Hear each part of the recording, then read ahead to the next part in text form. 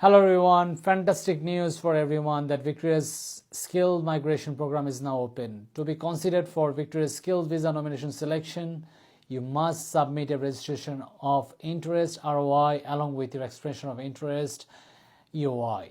In today's video, I will provide a comprehensive overview about this Victoria's Skill nomination program for Subclass 190 and 491. Let's begin with Subclass 190. Which is open for both onshore and offshore applications. Firstly, you must meet all the visa and Victorian nomination eligibility requirements, and please note that your expression of interest EOI must be accurate and up to date at all times. For Subclass 190 and especially for onshore applications, you must be living in Victoria at the time of your nomination, and if you are currently working in Victoria and you are claiming annual earnings in your ROI, you must support all of your claims of earning with evidences such as employment contract, pay slips, it can be just most recent 4 weeks pay slip, and backed by superannuation statement and position description. Now, if you are an independent subcontractor, you are still eligible to apply. However, you have to provide some additional documents like tax invoices, relevant contracts, service agreements, your most recent notice of assessment, and your most recent tax return. Any earning you are claiming must be from skill employment in Victoria. That means it has to be in a role that is at skill level 1, 2, or 3. More than happy to emphasize on these, like for example, ICT business analyst, accountants, registered nurses, all those occupations, for instance, comes under skill level 1, whereas community worker, in-home nurses, that comes under skill level 2, for an example, carer, restaurant supervisor, child or youth, residential care assistant, workers comes under level 3, for instance. You can check the skill level that you currently have by contacting us, and we're more than happy to help you to determine that. Another thing, the annual earning estimation, which is very, very crucial for a successful ROI, where we can help you to make you understand what you should include or exclude as part of the annual earnings estimation. Like for an instance, should you include your commissions, and on what basis you should include them, or should you exclude superannuation's contribution, and so on. So feel free to get in touch with us to know more in detail about this annual earning estimation program and having to lodge a valid ROI. Now let's move on to the Subclass 491 for Victoria nomination program. Again, good news for Subclass 491. It is also open for both onshore and offshore applications.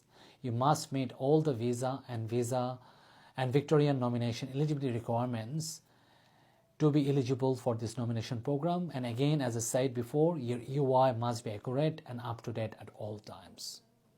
To be eligible for Victoria nomination for a Subclass 491 visa when you're offshore, you must be living and working in regional Victoria and in a skill level 1, 2, or 3 in the relevant ANSCO classification, which is pretty same that I just explained for Subclass 190 in this video. However, the documentation to provide to prove your employment are quite the same as well. I'm very happy to repeat, which are employment contracts, pay slips, and your superannuation statements, position descriptions, and so on. And for independent subcontractors, the requirements remains the same. Furthermore, let's discuss the eligibility criteria for offshore candidates for Subclass 491 of the Victorian nomination program. So first thing, you must reside offshore, and if you are living offshore, you must need to have a valid skill assessment and meet other requirements like competent English, a minimum of 65 points or higher, and so on. We are currently see that Victoria gonna prioritize the occupations which are in the healthcare, social service, and education sectors.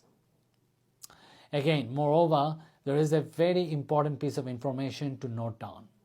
Applicant with an active skill nominated visa Subclass 190 who placed their registration of interest and when not selected in 2022 to 2023 program will still remain eligible for consideration for the selection in the 2023 to 2024 program. However, if you submitted a subclass 491 registration of interest in 22 to 2023 program and you were not selected, you will need to submit a new ROI, and if you're eligible only. However, if there are any information that has changed in your ROI regarding, for instance, changes in points claimed for your partner, changes in annual salary, you should withdraw your ROI and submit an ROI.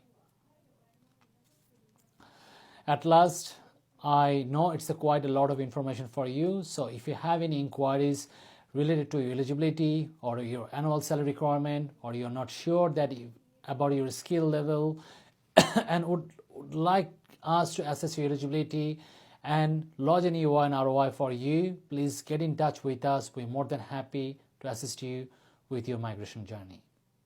Thank you. That's all for today. Stay tuned for more updates.